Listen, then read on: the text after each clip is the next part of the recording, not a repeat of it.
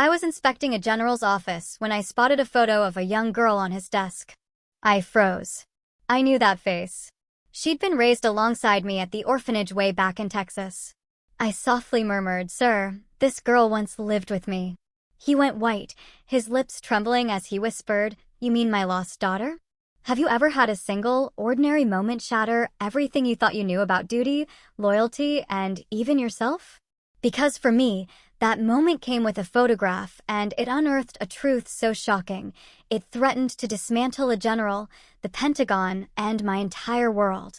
It started like any other morning. The smell of coffee at 0600, uniform pressed, inspection orders folded neatly in my breast pocket. I was Major Collins on a 3-month internal audit at Fort Hood. Every week, a new department, every Friday, a new report. Professional distance was the rule. Keep emotion out of the job. But life, as I've learned, never respects rules for long. I was halfway through a standard base inspection in General Alden's office when the morning light sliced across his mahogany desk. It glinted off metals and polished brass nameplates, creating a routine, almost dull scene. Then my eyes landed on a photograph. A little girl, maybe 6. Brown curls, blue eyes so bright they felt eerily familiar. And just like that, the world went silent. I froze. I knew that face. The inspection folder slipped from my hand, papers scattering across the carpet. My throat tightened as I stepped closer. The frame was silver, engraved with a single word, Emily. The girl in the photo was smiling, clutching a small, stuffed marine bear. My pulse hammered so hard it drowned out the ticking wall clock. "Something wrong, Major Collins?"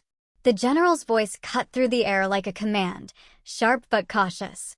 He was Robert Alden, known across the Corps as a man of perfect posture, precise words. The kind of leader who could command silence just by walking into a room. I'd admired him once, from afar, during my cadet years. Now I stood in his office, shaking like a recruit. I swallowed hard and turned toward him. "Sir, this girl, this child in the photo." I pointed to the desk, my hand trembling despite years of training. He stepped forward, curious at first, then tense. "What about her?" "She lived with me," I choked out, "in the orphanage in Texas." His eyes widened. The color drained from his face. His lips parted, trembling, before he found his voice. "You mean my missing daughter?" He looked at me as if I'd dragged a ghost into the room. I didn't know what to say. I was a Marine, trained to confront chaos, not heartbreak. But standing there, the silence between us felt heavier than any battlefield I'd ever crossed. He motioned me to sit. "Tell me exactly what you mean, Major." I took a deep breath. "Sir, that girl, Emily." "You said?" "I knew her as Lily. We grew up together in St. Mary's Orphanage, Waco. She was about my age, maybe a little younger. She came there when we were 6. The general's jaw clenched. "How can that be possible?" "Emily was taken from a park in Dallas 20 years ago. She was 4. I met his gaze. "Then she must have been found, sir." "Found and renamed." For a long time, neither of us spoke. The office clock ticked between us, steady, unfeeling. Then the general walked to the window, his reflection faint against the Texas sunlight. "I searched for years," he said quietly. "Private investigators, military contacts, even federal channels. They found nothing. My wife died thinking she was dead." He turned to me, eyes wet but steady. "And now you tell me she lived?" I nodded slowly. "I can't be sure, sir, but those eyes. I'd stake my life on it." He exhaled hard, steadying himself. "Tell me about her. What do you remember?" So, I told him. About Lily's soft voice, her quiet laughter. Her habit of tracing airplane shapes in the dust on our dormitory windows. How she'd hum old hymns when the younger kids cried at night. And how she had a tiny crescent birthmark near her neck. When I said that, his hand went to his chest as though something had pierced him. Emily had the same mark. The general sat heavily behind his desk, all authority gone. "Major Collins, if you're right, if my daughter was alive all these years, then someone kept her from us." His tone hardened, a steel edge returning. "And I intend to find out who." I hesitated. "Sir, with respect, this might go deeper than either of us think." Adoption files, sealed transfers. It won't be easy. He looked up. You're a Marine, aren't you? Yes, sir. Then we do not quit when something isn't easy. That sentence. Simple, firm. It lit something in me I hadn't felt in years. Not anger exactly, but a kind of righteous determination. When I left his office, the sun outside felt hotter, the air thicker. I walked across the base, trying to steady my thoughts. My boots hit the pavement in perfect rhythm, but my mind replayed the photograph over and over. Could it really be her? Lily? The girl who'd shared her half of a peanut butter sandwich when I was hungry. The one who'd whispered, someday, we'll both get out of here. I remembered the last time I saw her. We were 12. I'd been adopted by a family in Dallas, promised a new start. She'd hugged me tight, tears streaking her cheeks. Write to me, she'd said. I promised I would. I never did. Duty had carried me far from that orphanage, from Texas to Okinawa to Quantico. But guilt, I realized, travels faster than any deployment. Now, 2 decades later, her face had found me again, smiling from a frame in a general's office. That night, I couldn't sleep.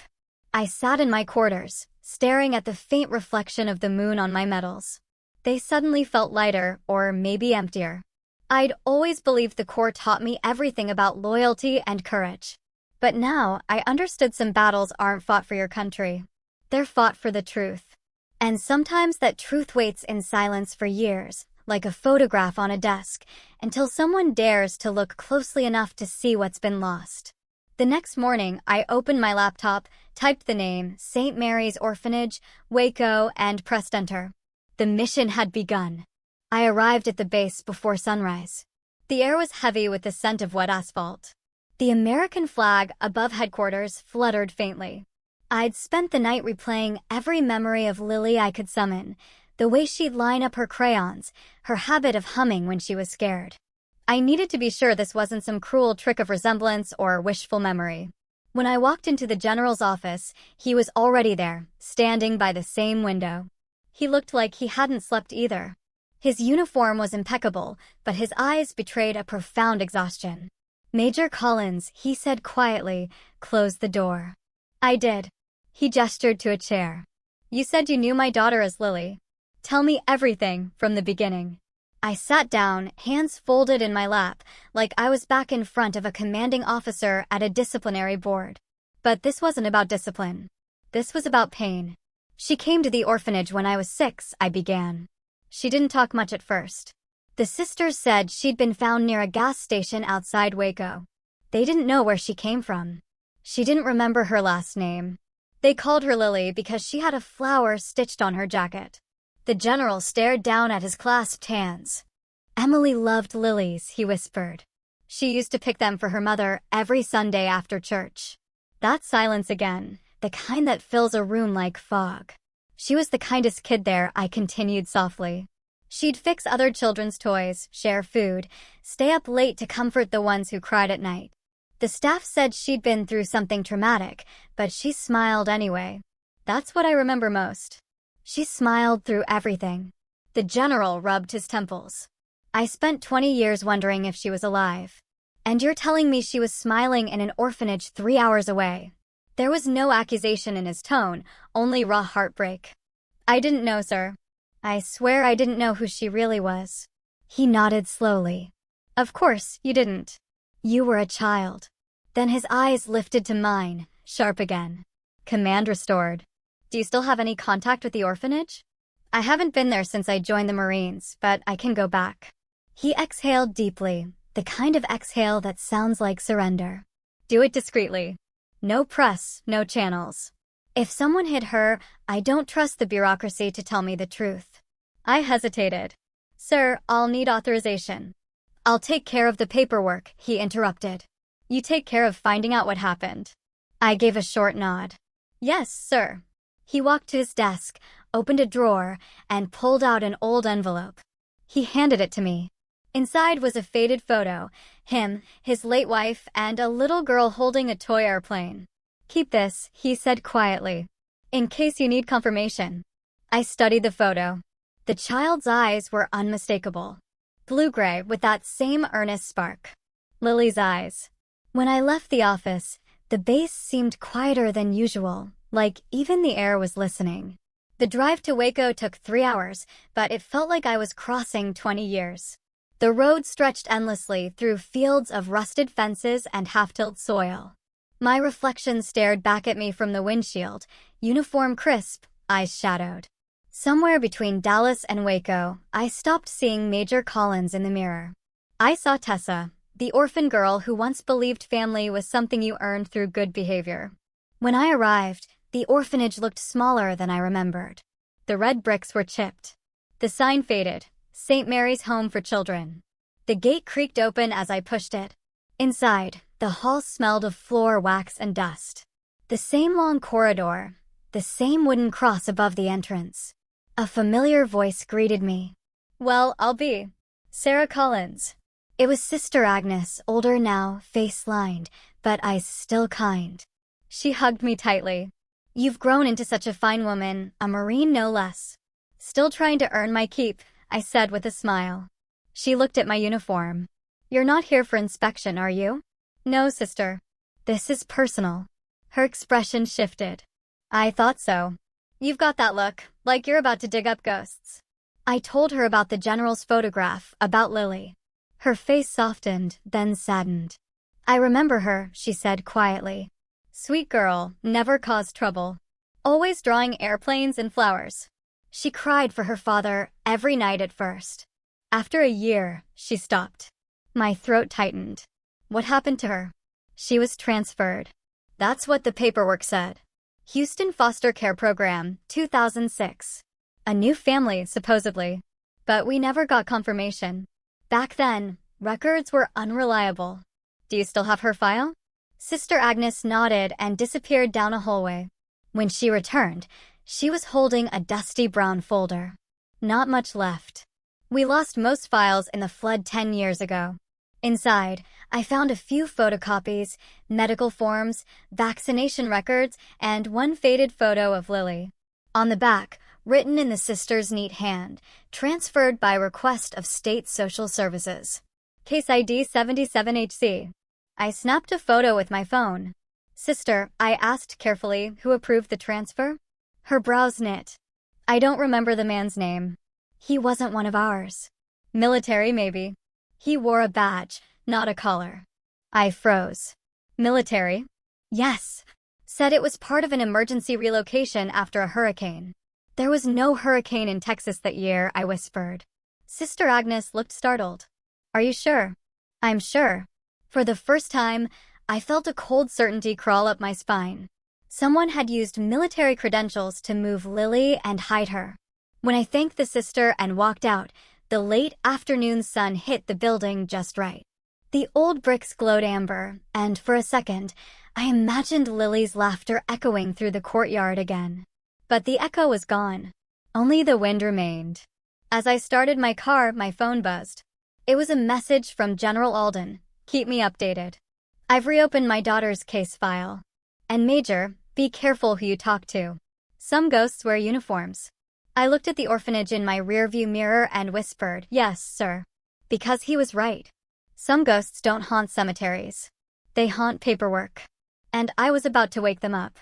I drove away from Waco with the folder sitting on the passenger seat like a silent passenger.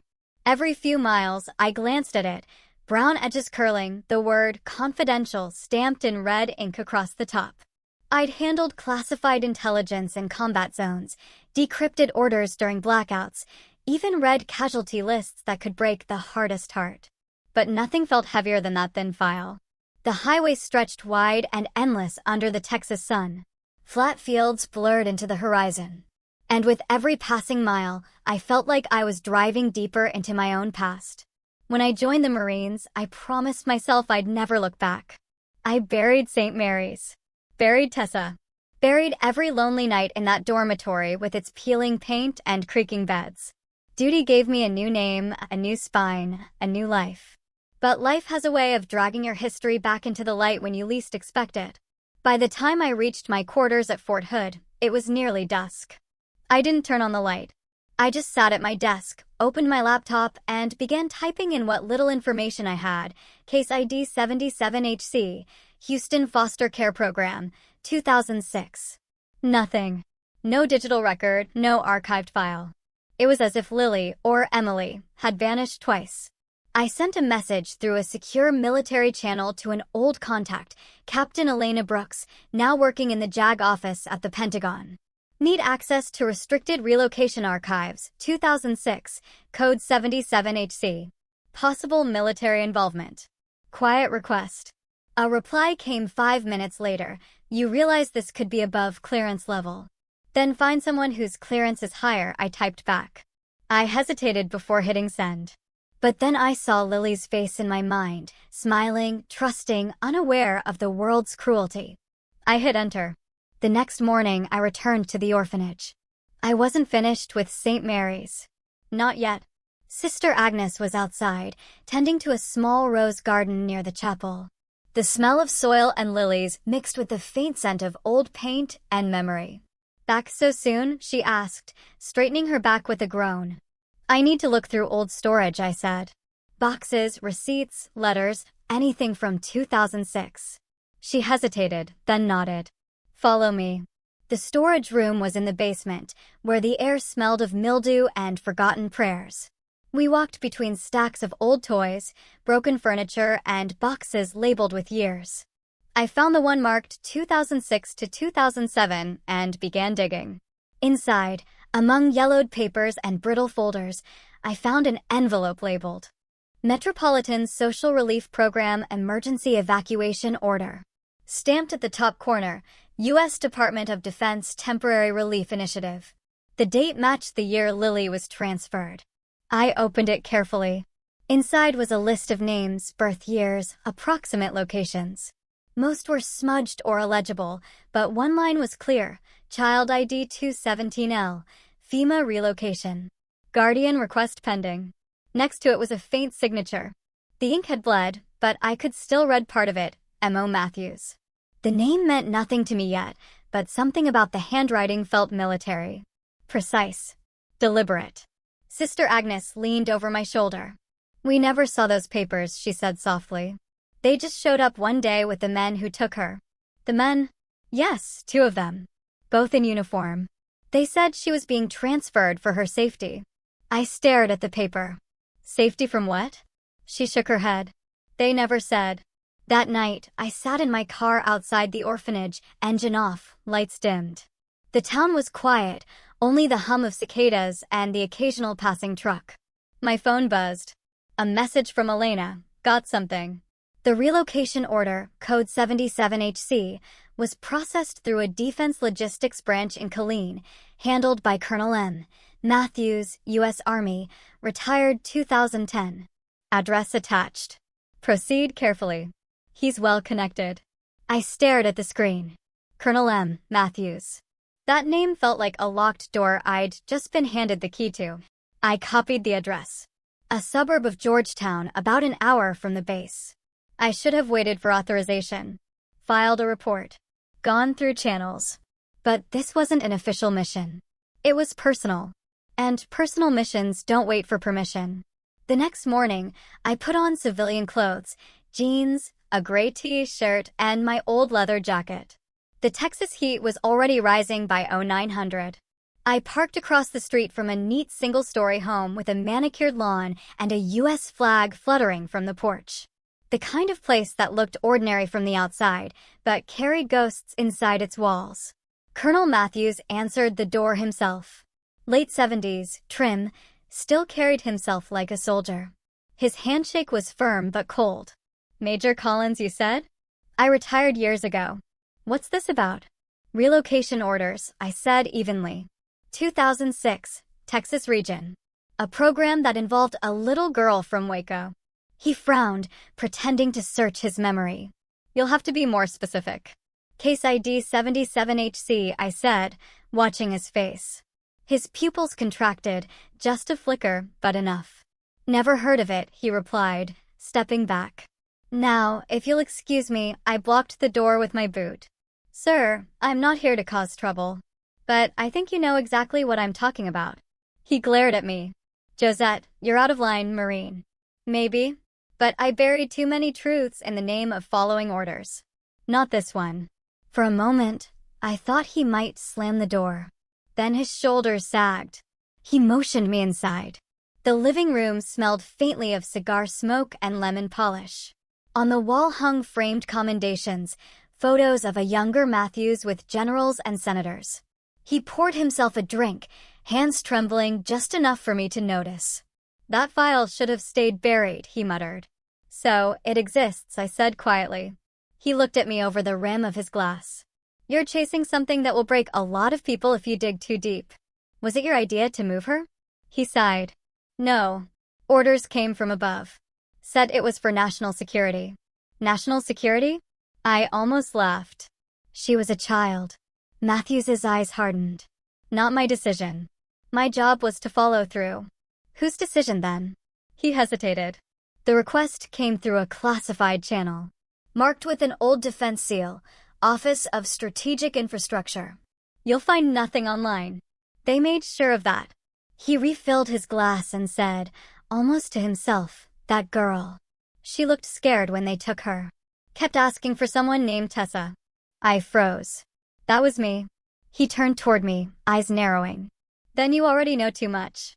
Before I could respond, he took a long drink, set the glass down, and whispered, "Be careful who you serve, Major. Some commands come from men who've forgotten what honor means." I left his house with my pulse hammering. The sun outside burned my skin, but inside, I was ice cold. I had my first lead and my first enemy.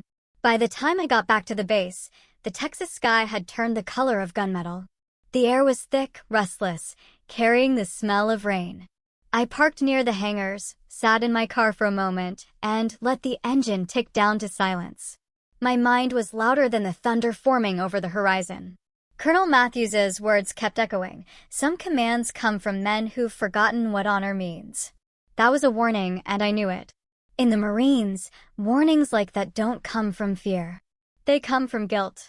I opened my laptop and began cross-referencing everything: his service years, the FEMA relocation program, Defense Logistics Division.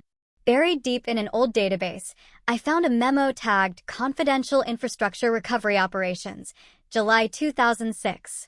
The signature line read, M. Matthews, DLD. Underneath, 3 initials caught my eye, HV. I didn't need to guess who that was. My father had spoken the name before he died. Harold Vance, now a powerful Undersecretary of Defense, once a major stationed right here in Texas. He and Alden had served together early in their careers, but their paths split sharply. Alden took the moral route. Vance took the political one. If Matthews had been taking orders from Vance, this went far beyond a misplaced orphan file. I picked up the phone and called General Alden. "Sir, it's Collins. You found something." His tone was steady but tight, like a wire pulled too hard. "Yes, sir. A Colonel Matthews handled a 2006 relocation order. He claims it came from an upper channel, something called Strategic Infrastructure." Silence. Then, Harold Vance. A long pause. I suspected. "Sir, he's still in Washington." "You think he'd risk exposure now?" "Men like Vance don't see risk," Alden said grimly. "They see leverage." He exhaled slowly. "Listen, Major. This stops being an inspection now. This is intelligence. You tread carefully. I'll reopen my daughter's case quietly, through personal channels." "Yes, sir." After the call ended, I stared at the phone in my hand. Intelligence? That word changed everything. Because in my world, intelligence meant shadows, power, and the kind of secrets that swallowed people whole. The storm broke just after midnight. Rain hit the barracks roof like gravel. I couldn't sleep, so I opened the old folder again. There, beneath the paperwork from St. Mary's, was something I hadn't noticed before, an envelope wedged between the pages, unmarked. Inside was a single sheet of yellowed letterhead, Department of Defense Emergency Operations Division. It was a memo addressed to Colonel Matthews. Subject: Reassignment of Minor ID 217L. Directive: Proceed under civilian cover. No further record to be maintained. Authorization code: HTXOPS. No name, no signature, just those initials again. I felt the hair rise on my neck. Whoever HV was, He had the power to make a child vanish without a trace and the arrogance to sign it like a stamp of ownership. I scanned the document and encrypted it on a flash drive. Then I did something reckless. I called Captain Elena Brooks again. "Elena, I need a favor." "You already got one," she said dryly. "What is this really about, Sarah?" "A child. A missing girl. A cover-up tied to a defense project from 2006. There was a pause. "You're talking about a ghost program. Then tell me how to find a ghost." "Carefully," she said, and quietly. "I'll run your memo through an old clearance pathway. But if you're right about Vance, you could be putting a target on your back. I've had worse." After the call, I sat there listening to the rain. I should have felt fear, but instead I felt calm, focused. The same stillness I used to feel before stepping into a combat zone. Only this time, the enemy wasn't across a desert. He was behind a desk. The next morning, I met General Alden again. He looked different, tired, but steadier. There was something in his eyes that hadn't been there before. Resolve. I handed him the flash drive. "Sir, this is the memo that links Matthews to Vance." He plugged it into his laptop, scrolled through the scanned image, and went pale. "Authorization code HTXOPS. He used an operational seal that was shut down in 2004. Meaning he revived a dead program under a fake directive. No oversight, no accountability." He leaned back, rubbing his temples. "You understand what this means, don't you?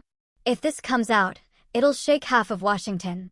"With respect, sir," I said quietly. "I don't care about Washington. I care about Emily." He looked at me, a flicker of pride breaking through the exhaustion. "You sound like her mother." He stood and walked to the window. "You've done enough. Let me handle it from here." I shook my head. "Sir, you can't do this alone. Whoever covered this up still has resources. We need evidence. Proof she was transferred, not lost." He turned, voice low but fierce. "What are you suggesting?" "Let me talk to Matthews again. This time off record." He hesitated. "If you push him, he'll push back. I'm a Marine, sir.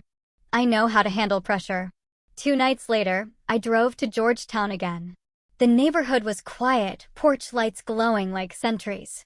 I parked a block away and waited until the street was empty before walking up to Matthews's house. When he opened the door, I saw fear flicker in his eyes. He knew why I was there. "Major Collins," he said, voice rough. "You should have stayed out of this." "Too late," I replied. "I found the memo." He froze. "Then you know what it means." "I know it means someone used your authority to cover up a kidnapping." He shook his head violently. "You don't understand. That order wasn't mine.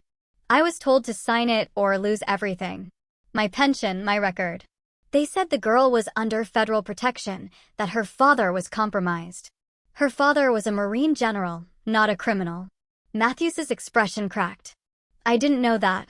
I swear I didn't." He sank into his chair, trembling. "I thought I was helping a child, not burying one." I pulled out my recorder and set it on the table. "Say that again." He stared at the blinking red light. "You think a confession will change anything? Vance still sits in D.C. untouchable. People like me, people who followed orders, were the ones who pay." "Then help me make him pay." For a long moment, he didn't move. Then, quietly, he nodded. "You'll find what you're looking for in Logistics Archives, Houston Branch. Box 47C. I can't get you in, but you can. You still wear the uniform." He pushed a folded piece of paper across the table. "A key card. It'll work once. Don't come back here after you use it." I stood. "Thank you, Colonel." He didn't look up. "Don't thank me, Major. Pray I never have to see that little girl's eyes again in my sleep." Outside, the rain had stopped. The moon cut through the clouds like a blade, and the air smelled of wet earth and second chances. As I slid behind the wheel, I held up the key card against the dashboard light. One use. One chance. And maybe, just maybe, one step closer to the truth. By the next morning, the Texas sky was washed clean. The air smelled of dust and wet cedar. I'd barely slept, running on coffee and adrenaline as I prepared to head for Houston. Before I left, I had to see General Alden one more time. He deserved to know what I was walking into. When I stepped into his office, he was standing at attention by the window, staring at the parade field below. Sunlight caught the silver streaks in his hair. For a moment, he looked less like a general and more like a father waiting for news he was afraid to hear. "Sir," I said quietly. He turned. "Collins, you look like you've been through a war." "Maybe I have." I set the key card on his desk. "Matthews gave me this. It's for the logistics archives in Houston. Box 47C. He said that's where the real records are about Lily, or rather Emily." Alden's jaw tightened. He talked. "He's scared, sir. Said the order wasn't his. He signed under pressure." The general studied the card for a long moment. "Pressure from Harold Vance." It wasn't a question. "Yes, sir." Matthews admitted it. He nodded slowly, as if confirming a suspicion he'd carried for years. Vance always had powerful friends, senators, defense contractors, lobbyists. The kind of men who believe loyalty is a currency. I hesitated. "Sir, I don't mean disrespect, but why would anyone target you? Why take your daughter?" He took a long breath and sat behind his desk. "You ever make an enemy out of the wrong man, Major?" "Plenty, sir." He gave a small, humorless laugh. "Then you'll understand." He opened a drawer and pulled out a weathered folder. Inside were newspaper clippings, photocopies, and one yellowed letter. He pushed it toward me. "Read that." The letter was typed, signed only with the initials HV. "Step down from command or your family will pay." I looked up, startled. "Sir, I received that the week before Emily disappeared," he said quietly. "At the time, I was overseeing an investigation into defense logistics contracts, specifically Vance's unit. I found proof of procurement fraud. Millions in unaccounted funds. I planned to take it to the Inspector General." He looked past me toward the window, eyes unfocused. 2 days later, she was gone. The police thought it was random. A child abduction from a park. But I knew better. I set the letter down carefully. "You think Vance retaliated?" "I don't think, Major," he said firmly. "I know." The room went still, except for the soft hum of the air conditioner. He continued, voice lower now. "My wife, Claire, never forgave me. She blamed my career, my pride. She thought if I'd left the Corps, we could have been a normal family. She was right, in a way. I buried myself in work. When she passed 5 years later, I buried myself deeper." His hands trembled slightly as he poured a glass of water. "I've carried that letter every day since. A reminder that some victories come too late." I swallowed hard. "Sir, if Vance is behind this, he didn't just destroy your family. He corrupted the very institution he swore to serve." He looked up sharply. "And now you see why I've stayed quiet. The Corps is built on honor, but honor can't survive scandal. If this comes out wrong, it'll tear through command like wildfire. Careers will end. Recruits will lose faith." "Sir, with respect," I said gently. "The truth deserves daylight, even if it burns." He studied me, then smiled faintly. "You remind me of Claire. She had that same fire." For a long time, neither of us spoke. Then he said quietly, "Do you believe Emily's alive?" "Yes, sir. I've seen too many impossible things to believe otherwise." He nodded slowly. "Then, find her, Collins. Not for me. For her. She deserves to know who took her life from her." He stood, buttoned his uniform jacket, and extended his hand. I rose instinctively and saluted, but he shook his head. Instead, he reached across and gripped my shoulder. "You've done more for me in a week than a dozen investigators did in 20 years. I'm grateful." "Just doing my duty, sir." "Not just duty," he said. "Something more." On my way out of headquarters, I stopped by the memorial wall, names etched into stone. Marines who'd fallen in service. I ran my hand over the names, remembering faces I'd known and those I hadn't. Each name was a story unfinished. Emily's story wasn't finished either. Back in my car, I thought of Matthews's trembling hands, of the forged directives, of Alden's haunted stare. Power, pride, corruption. It all seemed so far from the values we swore to defend. But then again, isn't that how betrayal always starts? Slowly, from inside the house? That evening, I drove to the old base chapel. The door creaked as I stepped inside. Candles flickered near the altar. I wasn't there to pray. I wasn't sure I even knew how anymore. But I needed silence. The light from the stained glass windows spilled over the pews, fractured blues and golds. I sat down and let my head fall into my hands. When I finally looked up, I saw a small plaque near the front, dedicated to those who serve in truth. I smiled faintly. Truth. That's what this was really about. Not revenge. Not orders. Just truth. My phone buzzed, shattering the stillness. A message from Captain Brooks at the Pentagon. Received your memo image. Verified clearance code. Vance's authorization is real, but the operation itself doesn't exist in any active record. You're chasing a black project. Proceed with caution. A black project. That explained everything and nothing. I texted back, if it doesn't exist, how do I find it? Her reply was instant. Find who wanted it erased. Follow the money. Always follow the money. I pocketed my phone and rose from the pew. Outside, the evening sun dipped low, washing the base in amber light. It hit the chapel's stained glass, scattering color across the floor. For a brief moment, it looked like the world was on fire. I took that as a sign. Tomorrow, I drive to Houston, use the key card, and open box 47C. Whatever was inside would either set a family free or end my career for good. As I walked away, I caught my reflection in the chapel window, uniform sharp, eyes weary, jaw set. Somewhere behind that reflection, the girl I used to be, the orphan named Tessa, was watching. She didn't look afraid anymore. She looked ready. The drive to Houston took 4 hours, though it felt longer. The highway stretched on like a ribbon of faded silver beneath the sun, and my thoughts raced ahead of me. The key card Matthews had given me lay on the seat beside me, its chipped plastic catching the light every few minutes like it was winking, daring me to use it. When I crossed into the city limits, the skyline rose out of the heat haze, all glass and ambition. Somewhere below those towers, in a basement or a warehouse, the truth waited, sealed inside a box marked 47C. The address Matthews had scribbled led me to a nondescript industrial building on the south side, surrounded by a chain-link fence. A faded sign read, Federal Logistics Storage Facility. No guards, no cameras, just a keypad entry and a sense that this place hadn't seen daylight in years. I swiped the keycard.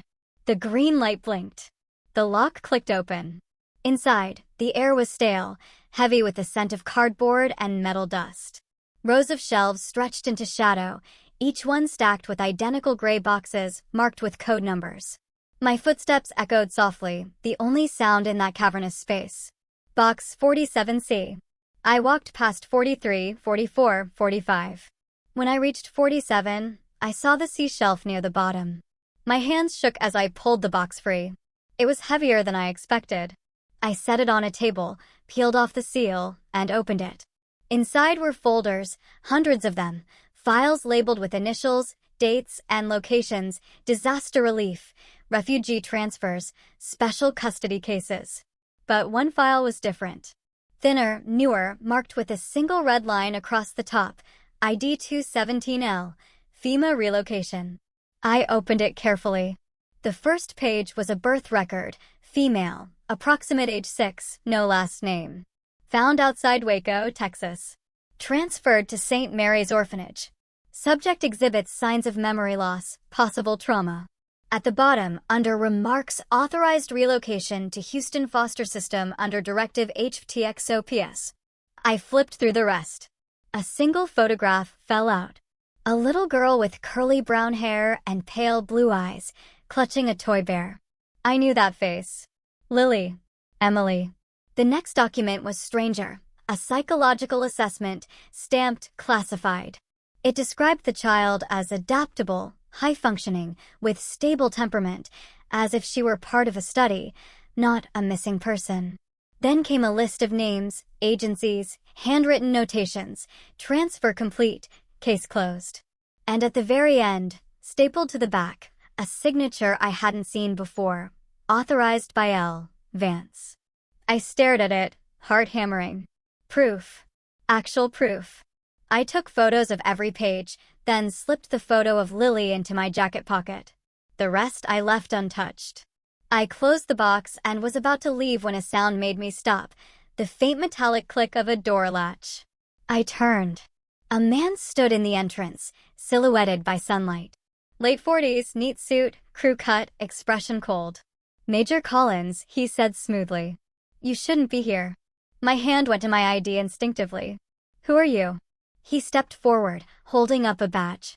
Department of Defense Security. Name's Callahan. You accessed a restricted facility using an invalid key card. Invalid. I asked carefully. Retired clearance. Belonged to Colonel Matthews, who, by the way, is now under federal review for unauthorized disclosures. I swallowed. You're with Vance, aren't you? His lips twitched. Let's just say I answer to people above your pay grade. He extended a hand. Hand me the file. Not going to happen. His eyes narrowed. You're making a mistake, Major. That file is sealed for a reason. I know, I said, voice low. Because it's evidence of a crime. He took a step closer. You think the system will side with you? You're one officer against the Pentagon. I've been outnumbered before. He sighed. You Marines. Always so noble, so willing to die for truth, even when it buries you. Before he could reach me, I backed away toward the far wall. My right hand hovered near my pocket where my phone recorded every second. Touch me, and that recording hits 10 inboxes. He froze. The corner of his mouth twitched, half a smirk, half irritation. You don't understand what you've opened. Then explain it to me. But he didn't. He turned and walked out the door, slamming it behind him. I stood there in the silence, my pulse loud in my ears. Whatever this was, I just stepped into a war no one wanted to admit existed. I drove straight to a quiet diner on the outskirts of town, parked where I could see the highway, and transferred every photo from my phone to the cloud. I sent copies to Captain Brooks and one to a private, encrypted drive I used on deployments. Then I ordered black coffee and sat there thinking. Vance's authorization. Matthews's fear. Callahan's warning. It all fit. A pipeline of secret relocations under the guise of national security. But Emily wasn't a spy or a witness. She was a child. My phone buzzed again. It was a number I didn't recognize. Collins, I answered. Major, this is Detective Ramos, Houston PD. Captain Brooks gave me your contact. His voice was rough, steady. The voice of someone who'd seen too much. She says you might need a pair of eyes down here. I do, I said. How do you feel about digging up old ghosts? He chuckled. I work homicide. That's half my job. I gave him a brief summary. The missing girl, the file, the federal interference. He didn't flinch. I can pull the orphanage closure reports from that year, he said. Maybe we'll find a name that slipped through the cracks. Thank you, Detective. One thing, Major, he added. If you're right about this, and this Vance character really has that kind of reach, don't go anywhere alone. I glanced at my rearview mirror, half expecting to see Callahan's car behind me. Nothing but trucks and sunlight. I'll be fine, I said. Every soldier says that, Ramos replied. And every ghost does too. That night, I checked into a cheap motel outside Katy. I didn't trust base lodging. Not after the break-in at the facility. The sheets smelled like detergent and dust. The AC rattled, but it was anonymous. I set the photo of Lily on the nightstand and stared at it for a long time. The smile, the curls, the innocence. What kind of man takes that away? Outside, the hum of the highway blended with the soft crackle of thunder in the distance. I thought about the general, about the day he'd find out his daughter wasn't dead, just hidden. About the look in his eyes when he finally saw her again. If she was still alive, I'd find her. And if the man who took her was still breathing, well, that would be a different kind of justice. I turned off the lamp, the room fading to darkness, and whispered to the quiet, "Hold on, Lily. I'm coming." By morning, I'd memorized every document I'd photographed, every name, every code. I could still see that red line stamped across the file, authorized by L. Vance. It burned in my mind like an open wound. The motel coffee was weak and bitter, but it kept me moving. Detective Ramos met me in the parking lot, a tall man in a plain brown jacket with the posture of someone who'd done his own share of patrols. Major Collins, he said, shaking my hand. You've stirred up a hornet's nest. I gave a small smile. Story of my life. He opened a folder. I went through the archives you mentioned. St. Mary's was part of a foster system audit in 2007. 6 kids were listed as transferred to Houston, but only 5 arrived. One name missing from the log, Lily Carter. I exhaled. That's her. That's Emily Alden. Ramos nodded. Here's the kicker. The transfer was signed by a deputy coordinator, Harold Vance. It was an internal document, never meant for public record. So, he used his military credentials to move a child off the grid. Ramos looked grim. And then erased her. We drove to Matthews's house that afternoon. The front blinds were drawn tight. No movement. I knocked twice. No answer. The third time, the door creaked open a few inches. Colonel Matthews, I called out. Silence. Ramos drew his weapon, motioning for me to stand back. We entered cautiously. The house smelled like stale bourbon and old smoke. A lamp was knocked over, a picture frame shattered on the floor. Matthews was slumped in his chair, head tilted, a bottle still in his hand. Empty pill containers on the table. I knelt beside him. No pulse. Ramos swore softly. Suicide. Maybe, I said. But look. Pinned to Matthews's shirt pocket was a note. For words, shaky handwriting, I tried to warn you. At the precinct, Ramos's contacts processed the scene. The official story would say overdose. But both of us knew better. Someone had gotten to him first. I left Houston that night, my hands gripping the wheel hard enough to hurt. Matthews's death changed everything. Now it wasn't just about a missing girl. It was about silencing anyone who got too close. When I got back to Fort Hood, I went straight to the general's quarters. The guard at the gate let me through without question. He was sitting in his study when I entered, still in uniform, tie loosened, the same haunted look in his eyes. Matthews is dead, I said quietly. He froze, the glass of whiskey halfway to his lips. How? Pills. But I think it was staged. He left a note. Alden set the glass down with trembling hands. Vance, he whispered. Sir, he knows we're close. I think he sent someone after the files. You're not safe here. He gave a faint, weary smile. Major, I stopped being safe 20 years ago. I took the photo of Lily/Emily from my jacket and laid it on his desk. I found this in the Houston archive. There's proof of the relocation. Vance's signature. He stared at it for a long time. Then his hand went to his face, covering his eyes. I heard a sound I hadn't heard from him before of a low, broken sob. When he finally looked up, tears streaked his weathered face. My God, she's alive. We can't be sure yet, I said softly. But the trail's warm.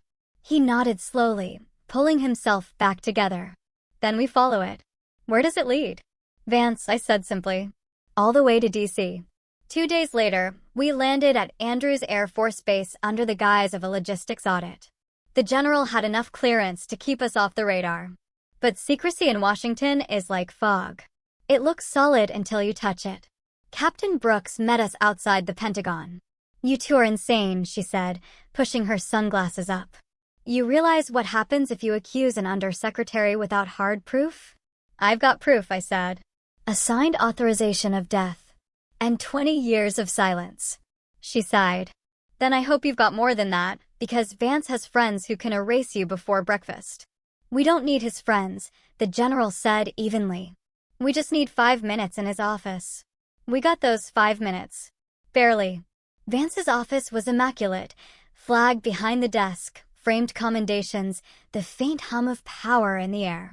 He looked up as we entered, recognition flickering briefly in his sharp gray eyes. Robert, he said smoothly. I was told you retired. Not yet, Alden replied. I had a few loose ends. Vance's gaze shifted to me. And who is this? Major Sarah Collins, I said evenly. U.S. Marine Corps. I think we've met. At least on paper. He smiled faintly. I doubt it. What can I do for you, Major? I slid the photo of Lily across his desk. You can start by explaining this. His eyes flicked down just for a second. Pretty girl, he said, his tone casual. What about her? She was relocated under your directive. Code HTXOPS. He leaned back, lips curling into something that wasn't quite a smile. That program was classified. You have no authority to access those files. I have all the authority I need, I said. She was a child, not a classified asset. Vance's jaw tightened. You have no idea what you're meddling with. The world isn't black and white, Major. Sometimes we bury things for a reason. Then let's unbury them. He stood, towering over his desk. You think you can threaten me? You'll be stripped of your commission before the week's out. The general rose, his voice low but full of steel. Try it. But know this, Harold. If my daughter's name is anywhere in your files, I'll drag you before Congress myself. For the first time, the mask slipped. A flash of fear. Or was it guilt? It crossed Vance's face. You can't prove anything. Alden smiled faintly. That's the thing about men who hide behind secrets. Eventually, someone like her, he nodded toward me, shines a light. Vance's voice dropped to a hiss. You don't know what you're starting. I met his gaze squarely. Yes, I do. I'm starting justice. We walked out before he could answer. Outside, the afternoon sun blazed across the marble steps, bright enough to sting the eyes. The general stopped, took a deep breath, and said quietly, He's cracking. He knows it's over. Not yet, sir, I said. But soon. That night, back at the temporary quarters, I couldn't sleep. My phone buzzed at 2:01 a.m. A message from an unknown number. If you want to find the girl, go to Lake Charles, Louisiana. Ask for Lily Carter. Don't tell Alden. Don't tell anyone. I stared at the screen, heart pounding. It could be a trap. Or it could be the lead we'd been praying for. Either way, I was going. I left before dawn, driving south on the empty highway with the first light of morning chasing my taillights. I didn't tell the general. I didn't tell Brooks or Ramos. Whoever sent that message knew where to find me. And that meant time wasn't on my side. The air grew heavier as I crossed into Louisiana. The world softened into fog and pine. Bayous glimmered under the sunrise like sheets of glass. It didn't feel like I was driving toward danger. It felt like I was driving toward something sacred, something that had waited too long. The address led to a small lakeside town called Moss Bluff. Quiet, almost forgotten. I parked near the old dock, where the water lapped lazily against weathered posts. Across the road stood a white wooden house with a crooked mailbox. The name on it stopped me cold, Carter. I walked up the path and knocked. The door opened a few inches. A woman in her late 40s peered out, tired eyes, kind face, wearing a faded floral robe. Can I help you? I hesitated. Ma'am, I'm looking for someone named Lily Carter. She froze, hand tightening on the door frame. Who's asking? My name is Major Sarah Collins, U.S. Marine Corps. I paused. I knew her when she was a little girl. Her expression softened slightly, suspicion giving way to curiosity. She opened the door wider. Come in. The living room smelled of lemon polish and old wood. Pictures lined the walls, birthdays, holidays. A smiling young woman with light brown curls and eyes the color of sky after rain. Lily, older now, maybe 18 or 19, but unmistakably the same face from the photo I carried in my pocket. She's at work, the woman said quietly. Community hospital, just outside town. Who are you to her? Someone who's been searching a long time, I said. The woman, Mrs. Carter, sat down slowly. You're not the first. A man came by last year, said he was a lawyer from Washington, asked questions about her adoption. She didn't want to talk to him. My throat tightened. Did he leave a name? No, but he scared her. I exhaled. Then I'll do my best not to. Mrs. Carter studied me for a long moment. You look like a woman who's seen too much and still hasn't stopped fighting. I've had practice, I said softly. She gave a faint smile. Then maybe it's good you came. Lily's different. Always has been. Nightmares when she was little. Couldn't remember her early years. Said she dreamed about men in uniforms, about a big house with a flag outside. My chest tightened. She remembers. Mrs. Carter nodded. She doesn't know why. The hospital sat at the edge of town, small, plain. The kind of place where everyone knows everyone. I walked in and asked the receptionist for Lily Carter. She pointed me to the physical therapy wing. When I saw her, my breath caught. She was standing by the window, sunlight in her hair, helping an older veteran through balance exercises. Her voice was calm, steady, professional, but warm. When the session ended, I approached slowly. "Lily?" She turned, curious. "Yes." Up close, it was undeniable. The eyes, the soft jawline, the same features from the portrait in the general's office. "My name's Sarah Collins," I said quietly. "I knew you once. When you were little."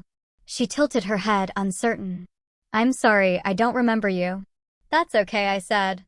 "There's a lot you weren't supposed to remember." Something flickered behind her eyes. Fear or recognition? "What do you mean?" I reached into my jacket and handed her the photo. The one from the Houston file. "That's you." She stared at it for a long time. Her hands trembled. "Where did you get this?" "It was part of a classified government record. A relocation file. You were taken from your real family when you were 6 years old." She shook her head. No, that can't be." I took a deep breath. "Your real name is Emily Alden.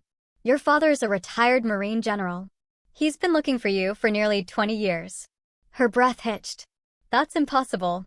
"I wish it were." Tears welled in her eyes. "I don't remember any of that." "You wouldn't. They erased it. But the pieces are still there. The nightmares, the flag, the uniforms." She pressed a hand to her mouth, eyes unfocused. "Sometimes I see a man's face in my dreams. Silver hair, blue eyes.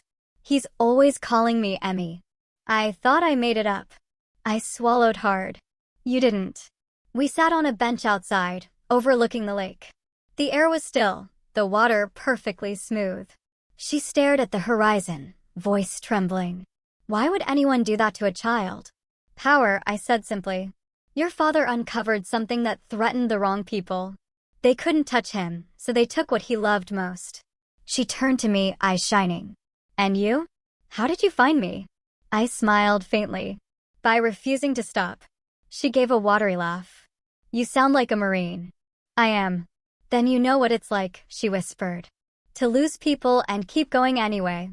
"Yes," I said softly. "But you didn't just survive, Emily. You built a life. You helped people heal. That strength, they can't take away." She nodded slowly, tears running freely now. "I want to see him," she said. "My father." I pulled out my phone. "He'll be on the next flight." When General Alden arrived that evening, I waited near the lake while Lily stood on the dock, her hands clasped tightly. He walked toward her, stiff at first. A soldier facing his own ghost. "Emily," his voice cracked on the name. She turned. For a heartbeat, they just stared. Years of pain, hope, and disbelief colliding in silence. Then she ran to him. He caught her, held her like he was afraid she'd vanish again. His shoulders shook, his metals glinting in the dying light. "I looked everywhere," he whispered. "Everywhere." "I know," she sobbed. "I think I always knew." I turned away, giving them privacy. The sun slipped behind the trees, turning the water to gold. Sometimes justice doesn't roar. Sometimes it whispers like the wind across a lake, reminding you that peace doesn't come from victory. It comes from truth. Later, as we stood by the car, Alden placed a hand on my shoulder. "Major, I have no words." "You don't need them, sir." He nodded, eyes wet. "Vance, still in Washington. But I have everything we need now. Files. Recordings. Testimony. The truth's coming out." He smiled faintly. "Then let me handle the politics. You've done enough." "Sir," I said quietly. "I don't think any of us are done. Not yet." The wind off the lake carried the faint laughter of father and daughter behind us. For the first time in years, it sounded like healing. The following weeks unfolded like a strange dream. Part triumph, part reckoning. The headlines hit first, Under Secretary Harold Vance resigns amid federal probe. Then came the leaks, the internal memos, the classified transfers, the testimonies. I watched the news one night from the small living room of my on-base quarters, coffee growing cold in my hands, as an anchor said the words I'd waited 2 decades for someone to say. "Vance is accused of authorizing the abduction and relocation of a minor, the daughter of then Major General Robert Alden, in retaliation for an internal corruption investigation." For the first time, The nation heard what had been whispered in shadows. For the first time, Emily's name, her real name, was spoken out loud, not as a missing child, but as a survivor. When I visited the Aldens' home a week later, the house felt lighter. There were photos on the mantel again, new ones, Emily and her father at the lake, smiling with the tentative joy of people relearning each other's faces. The general opened the door himself. His posture was straighter, his eyes softer. "Major Collins," he said, voice full of warmth. "Come in. There's someone waiting for you." Emily was sitting in the sunroom, sketching. When she saw me, she stood quickly, setting the notebook aside. "You really came." "I promised," I said. She laughed, a sound that hadn't existed the first time I met her by that lake. "You know, every night since, I've tried to remember more. And sometimes I do. Pieces. The smell of the bass, the sound of engines, my mother's voice. It's like the world is giving them back to me, one by one." "That's how healing works," I said quietly. "Memory doesn't return all at once. It rebuilds itself, like muscle after a wound." She nodded, wiping at her eyes. "I still can't believe anyone would go to all that trouble to hide me." I looked toward the general. Power has always feared innocence, but it underestimated Marines. He chuckled at that. "It usually does." A month later, I was called to D.C. to testify before a Senate committee. The hearing room was crowded with press and officials pretending not to be nervous. I sat in uniform, ribbons sharp against the dark blue fabric, while senators asked their questions. "Major Collins," one of them said, "why did you continue investigating after your superior officers told you to stand down?" I met his gaze. "Because a little girl's life mattered more than my career." The room went silent.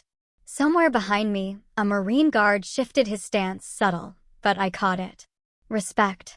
Another senator leaned forward. "Would you do it again?" In a heartbeat, I said.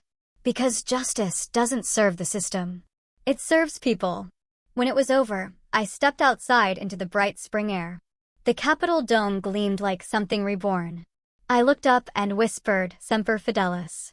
Always faithful. Not just to command, but to conscience. The following evening, I received an unexpected package. No return address. Inside, a single envelope and a folded note. The note read, "For Major Collins, you reminded me that truth has a cost, but also a purpose."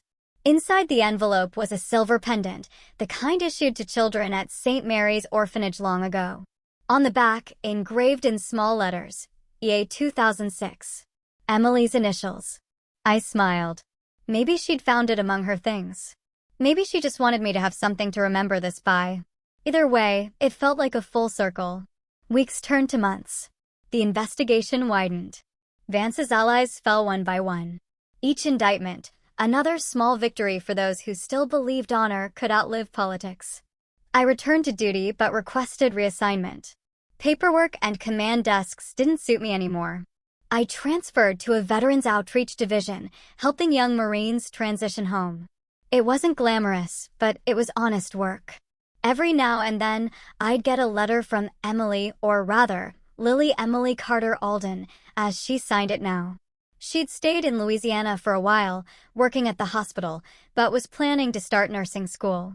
Her last letter ended with, "You once told me truth deserves daylight, even if it burns. I think you were right, but sunlight also heals." I kept that one pinned above my desk. One summer evening, General Alden invited me back to Texas. The airfield shimmered in the heat as I stepped out of the car. He was waiting by the hangar, wearing civilian clothes for once, looking 10 years younger. "Emily's inside," he said. "She wanted to show you something." Inside the hangar sat a restored training aircraft, its metal gleaming under the lights. On the side, painted in neat script, were 3 words, "Honor Line for Sarah." I froze. "She wanted to name it after what she calls the line that connects all of us," the general said quietly. "The line between duty and mercy, between truth and power." Emily climbed down from the cockpit, grinning. "We're calling it the Honor Line Project. Dad's helping me get veterans involved in aviation rehab therapy. You helped us both find something worth building again." For a long moment, I couldn't speak. Then I just hugged her, a simple, human gesture that said everything words couldn't. That night, as I drove back to base, I pulled over near the old memorial wall. The stars were bright above the Texas sky. And for the first time in a long time, I didn't feel haunted by ghosts. I thought of Matthews, of Brooks, of Ramos, of everyone who'd risked something to make truth matter. I thought of Emily's laughter by the lake. And I realized something. Revenge had never been the point. It had only been the spark that lit the path toward redemption. Justice didn't look like vengeance. It looked like a father holding his daughter again. It looked like a survivor choosing to forgive a world that had forgotten her. And for me, it looked like peace. If you've listened this far, if you've walked with me through the storms, the silence, and the truth, then maybe you know what I've learned. We can't always undo what's been broken, but we can stand for what's right. Even when no one's watching. Even when it costs us. Because sometimes the smallest act, opening a box, asking a question, refusing to look away, can bring light to places that have been dark for too long. So, wherever you are tonight, remember this. Honor isn't about the medals we wear. It's about the promises we keep. If this story moved you, please share it with someone who believes that truth still matters. And tell me, what's a moment in your life where you chose truth, even when it wasn't easy? I'm genuinely curious to hear your stories.